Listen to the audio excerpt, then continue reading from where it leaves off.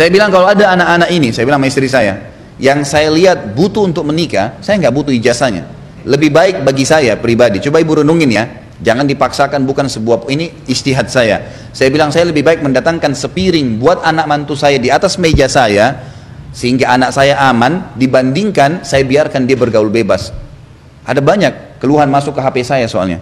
Ada mahasiswa yang mengatakan, Ustadz, kami ini sudah kena fitnah di kampus, nggak bisa tahan syahwat. Ada yang terus terang bahasa sama saya laki-laki.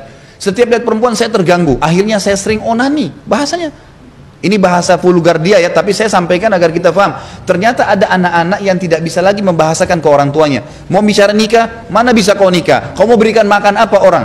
Loh, subhanallah. Gitu kan?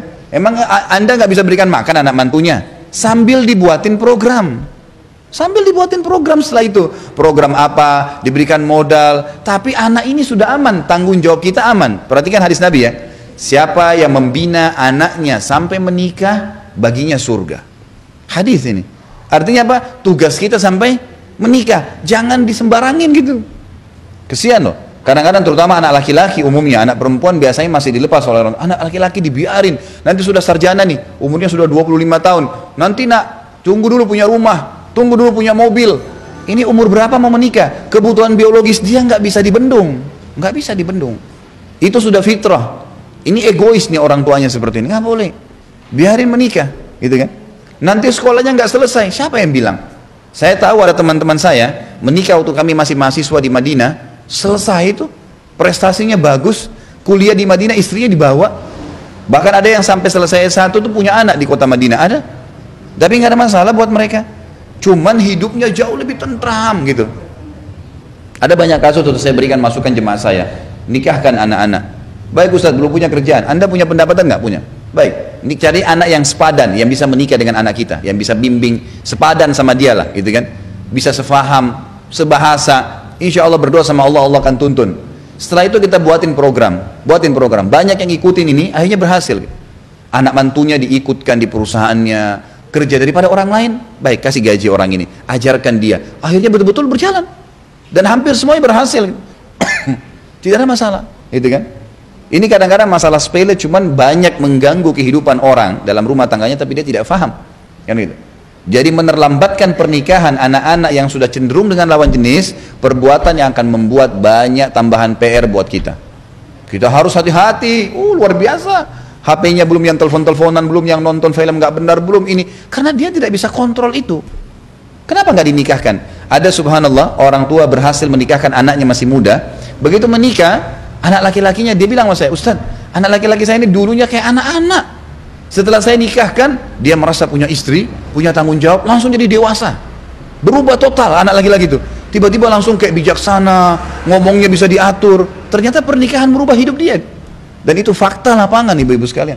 Nggak boleh kita membangkang. Kalau ibu membangkang tentang poin ini, keluar dari jalur, akhirnya memaksa anak kita terjerumus seperti umumnya sekarang anak-anak. Iya dia berkedok, iya, tapi di belakang perbuatannya luar biasa. Perbuatannya luar biasa, perbuatan yang salah semua. Mabuk-mabukanlah sama perempuan tidak benar. Ada bahkan karena dibiarkan tidak menikah, kena penyakit, naudzubillah, penyakit AIDS, penyakit ini, penyakit macam-macam. Karena dia tidak bisa kontrol dirinya. Jadi perintah Nabi SAW untuk menikahkan anak muda adalah kata rahasia perbaikan kehidupan sosial. Jenjang masyarakatnya akan baik. Sekali lagi, kalau anak kita memang bisa ngontrol, dia sampai sarjana memang dia masih tenang, kita lihat bisa kecenderungan, ada masalah. Alhamdulillah gitu kan. Saya bicara ini yang sudah nggak bisa dikontrol, maka solusinya adalah pernikahan, gitu kan.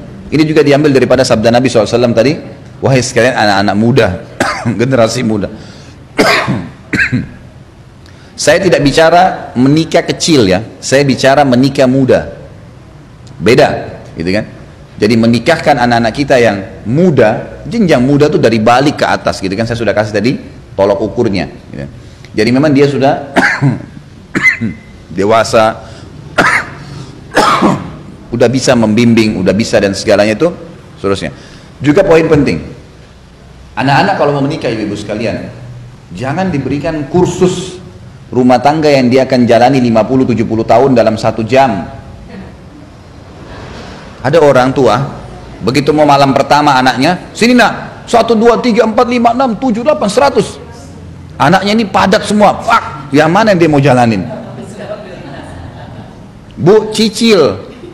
Loh iya, anak-anak perempuan, saya kasih contoh bagaimana saya coba di anak-anak saya. Anak saya masih SD, saya sudah sering bicara pernikahan dengan dia.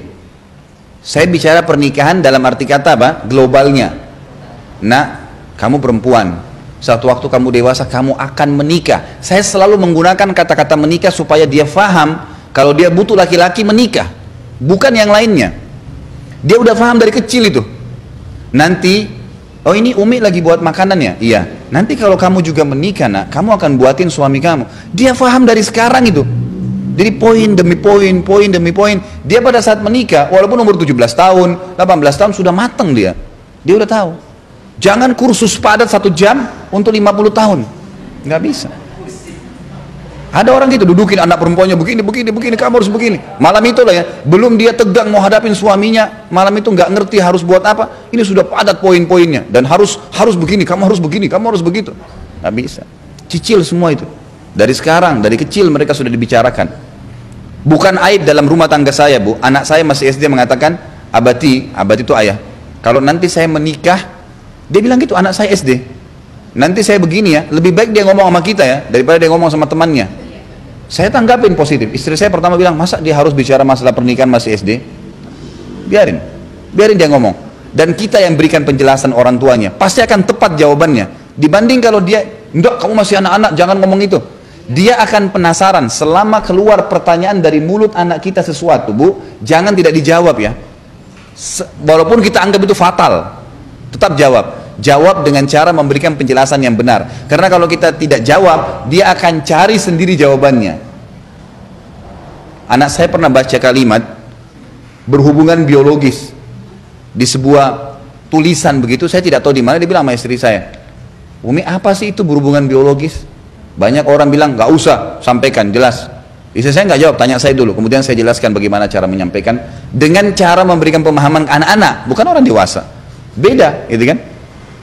Dijelaskan dengan cara sederhana, oh iya, sudah paham. Nah, kalau dia sudah punya jawaban, dia nggak akan cari ke orang lain. Yang jadi fatal ini, kalau dia dapat masalah biologis, masalah seksual dari teman-teman yang sepadan dengan dia. Coba kira-kira, apa yang temannya tuntun? Kalau temannya tuntun bobrok, nonton ini kamu akan paham, misal. Dia akan ikutin itu.